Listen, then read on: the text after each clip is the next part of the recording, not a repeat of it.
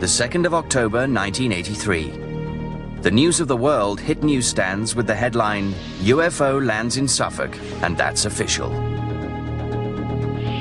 The article claimed that a mysterious craft, moving under intelligent control, had invaded the skies above the Woodbridge-Bentwaters air bases in late December 1980.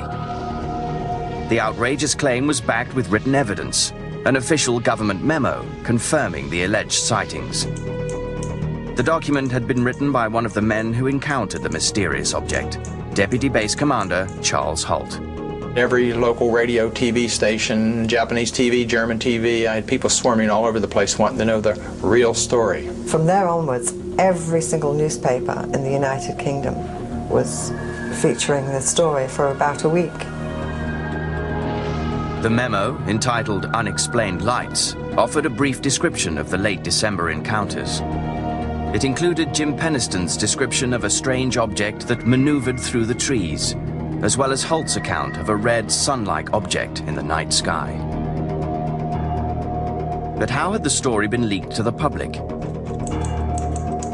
The document, known as the Holt Memo, had been brought to light by Larry Warren, a former Air Force security policeman at Bentwaters. He has no regrets.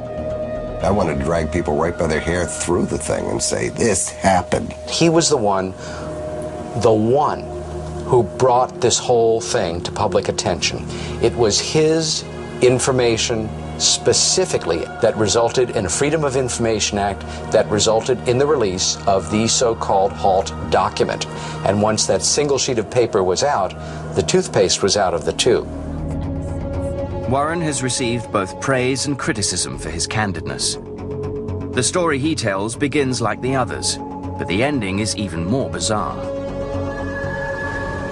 In late 1980, Warren was a 19-year-old security policeman stationed at Bentwaters.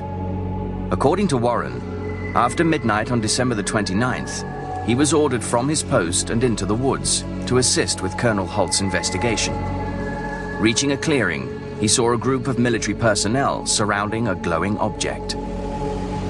In this field was this object on the ground. It's like a science fiction movie, but there was something alive associated with it. It didn't come out any doors, there were no windows, it was this thing, and it was changing all the time. Drawing within a few feet of the craft, Warren says he witnessed an amazing sight.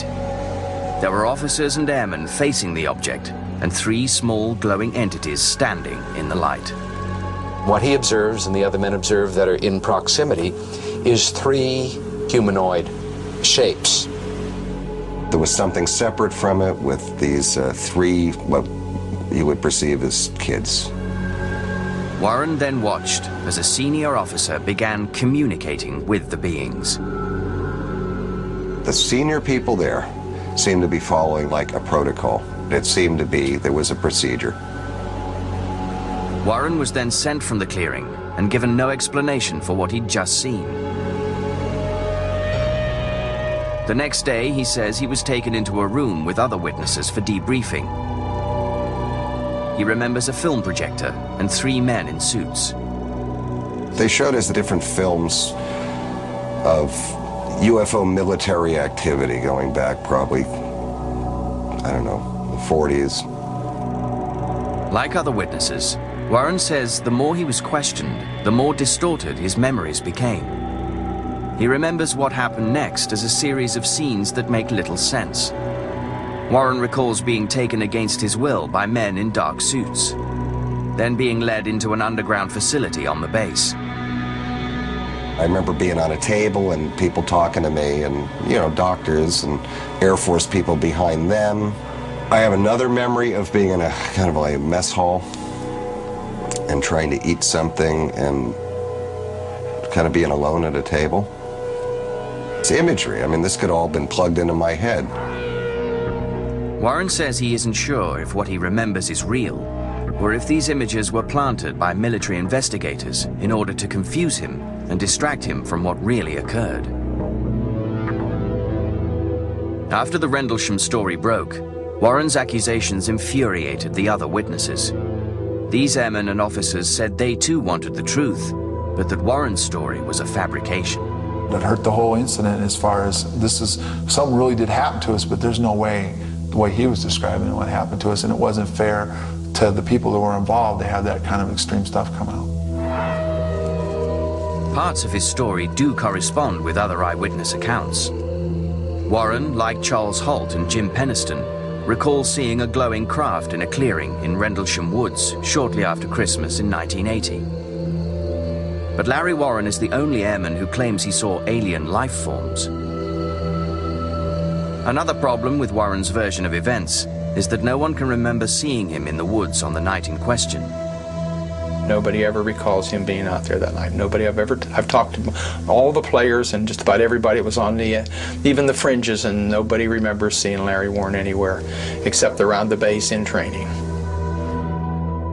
Warren remains steadfast in his convictions. I've never lost a minute's sleep over my role in this. I've never intentionally misrepresented anything, lied, or tried to gain anything unfairly. The contradictions surrounding the Rendlesham case have frustrated UFO researchers. While there are several seemingly credible witnesses, airmen trained to be good observers and remain calm under extreme circumstances, the discrepancies between their stories are difficult to ignore. In the years that followed, researchers struggled to unravel the mystery. Then, in 2002, declassified government files revealed new facts about those mysterious nights in the woods.